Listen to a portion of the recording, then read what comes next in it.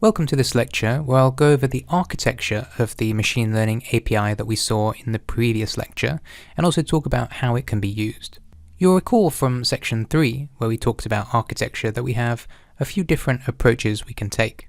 In this course we're chiefly concerned with two, the first of which is the embedded approach. This is where the machine learning model is ingested at build time as a dependency for our application. The second is where the machine learning model is ingested as a dependency in a dedicated API, which an application can then call. So which are we using in our project? The answer is that technically it's the first, but in actual fact it's such a simple application that you could easily use it as a dedicated service. Also worth noting that we're using a REST API here. So an API is a contract between an information provider and an information user, and a REST API is just a type of contract, a set of rules that both parties adhere to, and we adhere to it loosely in our example project. And you can learn more about REST APIs and the specifics in the lecture notes. If you're familiar with web development already, then a lot of this will be quite obvious. If you're new to it, however, it's worth reiterating how the API can be consumed. The most basic scenario is that a user is browsing the web using a web browser, and when they want to load information onto a web page, they make a call to our application via the REST API, and that application returns HTML.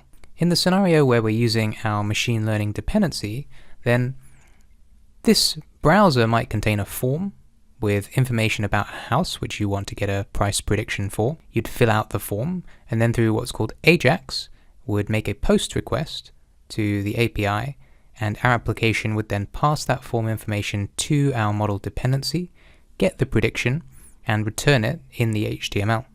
So that's the sort of basic scenario. Other examples of using the API would include a mobile app, which would make API calls and receive data to display via JSON, and that data could be predictions from our model. And the same logic applies to any kind of Internet of Things connected device like an Amazon Alexa, etc. And not shown in the diagram here is other applications which also might be making use of this API. So these could be within a company or third-party applications which would take this data provided by our API to enrich the data that they were offering, add a new feature, or perform some kind of back-office task.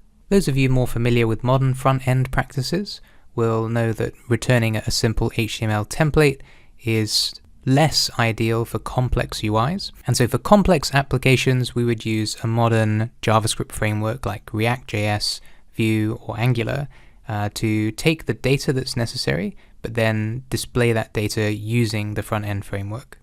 How to implement all these different front ends is beyond the scope of this course, but it's useful to know the possibilities that an API gives you.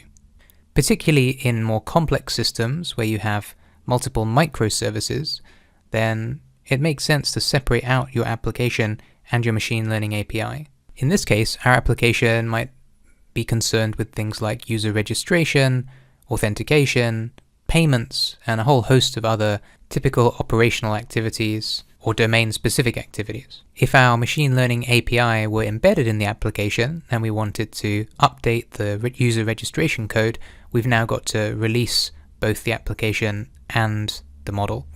So these are some of the trade-offs that we discussed in section 3 about decoupling. It means that there is the increase in complexity associated with operating with microservices, and I'll link to some resources about the trade-offs of microservices in the lecture notes. Now that you've got an idea for some of the possibilities, which are numerous, that this API we're building out gives us, let's get into some more of the details.